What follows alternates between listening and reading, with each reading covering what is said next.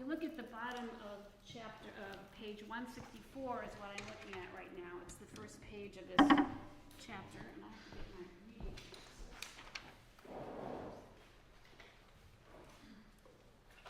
I was going to tell you, Joanne mentioned her mother, but I wanted to say that I wore this outfit especially today for this was my mother's. These were called culottes in the late 60s, and I wore this to be in fashion with those films we had looking at. So this would have been like from 1968. Yeah. So anyway, at the very bottom paragraph of the first page, we're talking about what happens for a legato bow stroke. As the bow and hand finish the up bow stroke, so we're approaching the frog. As the bow and hand finish the up bow stroke, the down bow stroke is anticipated by lowering the arm. So we're just going to look at that part of the sentence to mark. As the bow and hand finish the upstroke, the down bow stroke is anticipated by lowering the arm and the elbow drops slightly. This lowering of the elbow causes a clockwise rotation of the upper arm and releases bow pressure during the bow change at the frog. When I read that sentence the first time, a long time ago, it was just such a complex sentence, and this diagram actually was I didn't quite get it. So, but as the bow approaches the frog, the elbow lowers slightly, and you can see this rotation outward of the upper arm. And that is ahead of the finger motion, which changes the direction. That's a sequential action. And that releases some of the weight of the bow off the string of that clockwise motion, allowing you to make an easy switch of direction. I just wanted you to hear Rolland's reading of this, because I think sometimes you just need to hear the whole thing. And as the bow and hand finish the downstroke, now we're moving to the other end. We're approaching the tip. The elbow rises slightly, causing a counterclockwise rotation of the upper arm. As the bow and hand approach the tip, the elbow rises, causing a counterclockwise rotation of the upper arm. And then when I change direction, my fingers follow after the arm has done its counterclockwise rotation.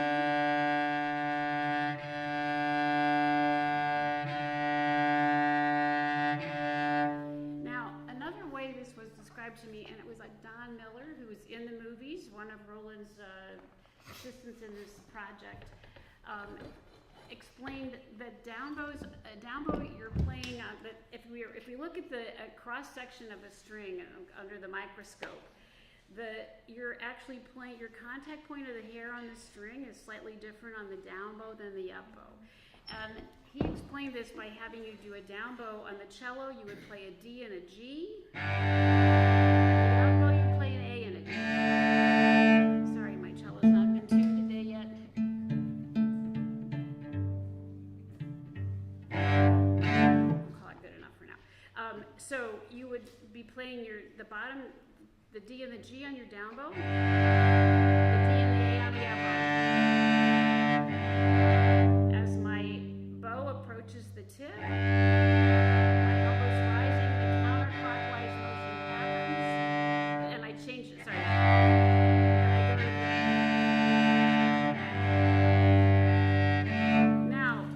Now let's reduce this, so we're no longer going to play the double stops. We're just going to play the D, and the down bow we're going to be on the G string side of the D, and the up bow we're going to be on the A string side of the D. So you can see my contact, what I'm talking about, the contact point on the string is changing. And that allows me to have have a sostenuto, super connected bow. Sorry.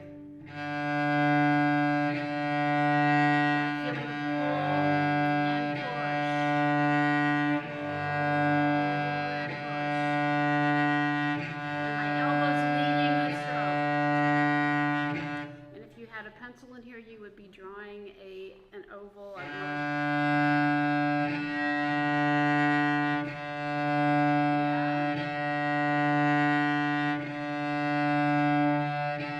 It's a very kind of elongated figure eight that has it's not a total oval, but.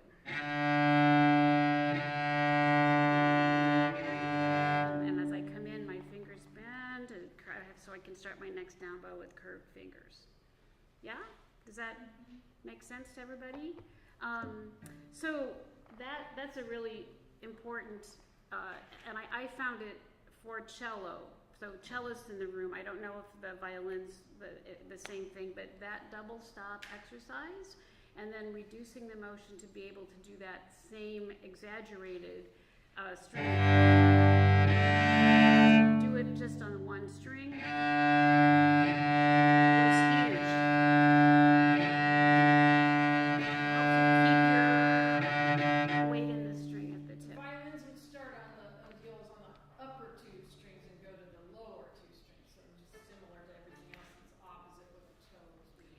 To try on your own instruments. I think this is a big message. I want to make sure all of you take away from this session of today.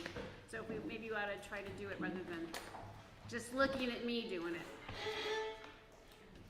So so you guys are going to do your upper two strings and right. Okay.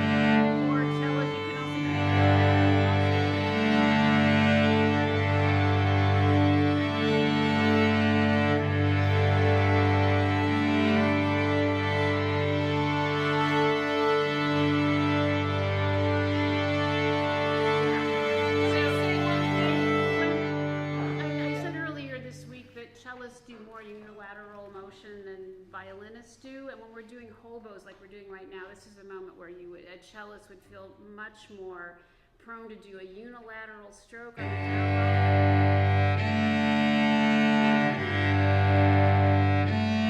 bow. It just feels it's right with the weight of your arm and changing to on the up bow. That's different for violin. Yeah, I love that model too. I think I just made a figure eight on my paper, and I'm looking at your arms thinking, oh,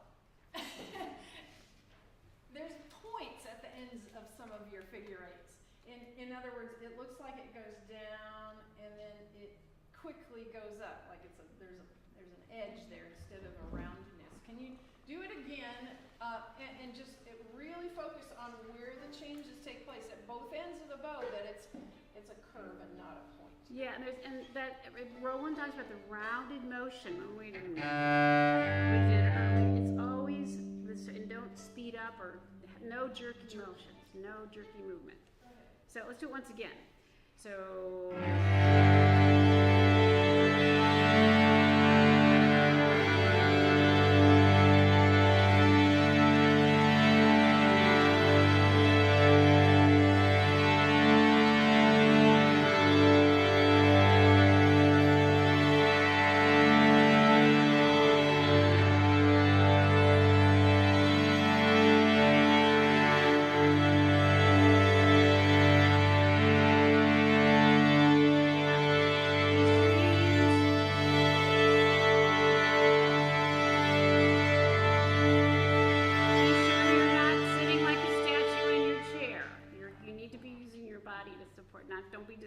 focus on your bow stroke, but don't lose sight of your weight transfer.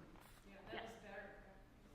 Okay, so then I just wanted to do a little bit of on the handout sheet that I have for you, the thinking of the divisions of the bow stroke. So you're counting the 4, and you're right. We don't have our bows marked, so we're just going to be watching. And it's a good exercise for the kids to imagine 1/4 of your bow going by with each beat. 1, 2, 3, 4. This is a really great exercise for doing that, 10 mile an hour drive, 10 miles per hour driving your car. It's really steady and slow.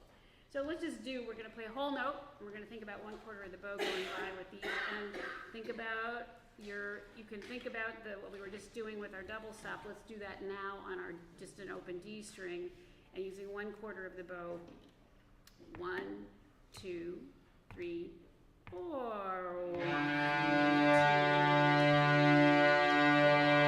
3, 4. 1, 2, 3, 4. Let your elbow rise as you go to 2.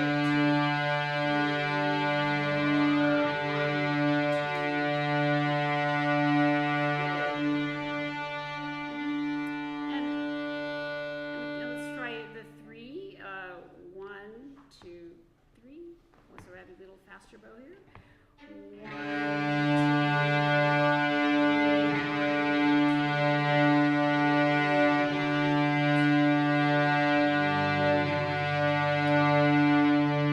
Please do a 1-octave G major scale to play dotted half notes, thinking about 1/3 of the bow going by with each a beat we're playing of our scale. It's make it a little more interesting than just playing open strings all the time.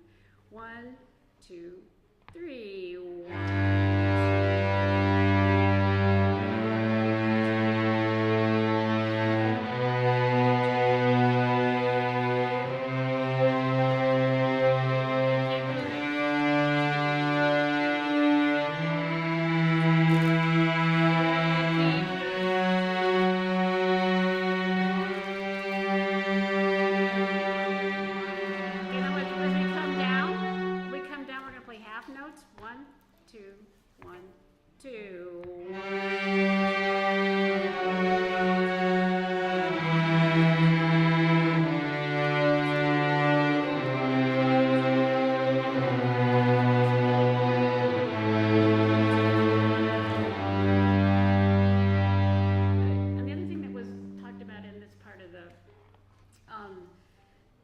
Was the portato, where we started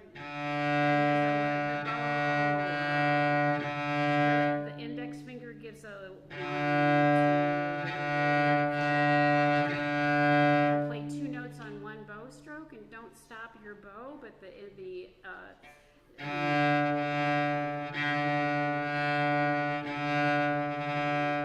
index finger weight is going to give a rearticulation for your second note. And did you want to add anything about for violin? Does it slow down? Do you think it should slow down? I don't know that it says it to. The bow speed? In the rearticulation of the portato, does it slow down? I always do when I play. It's a speed thing as much as a.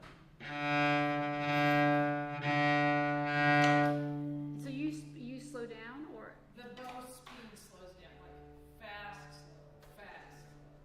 well, so that'll. I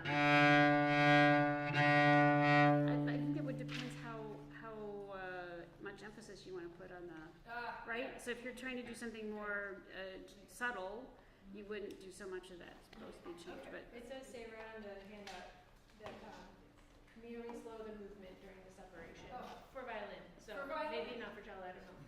But yeah.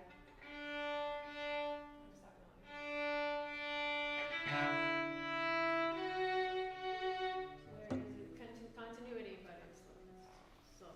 Right? okay, yeah. Pulsating the pressure, yeah. Do not stop the bow and arm. Yes, but right. Okay, so if we can do half note, quarter, then just experiment around with that.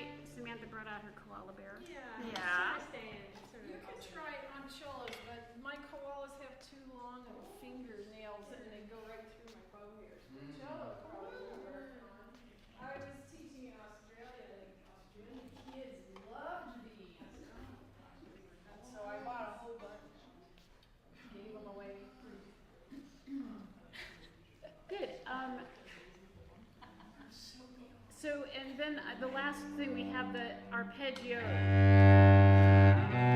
the string crossings, and again, just this, these are all exercises for really making sure that rotary motion of your upper arm. I know we've spoken about it so much this week, but hopefully that's a big takeaway from our sessions with you. I think we should watch the second. Oh, yes. The second film.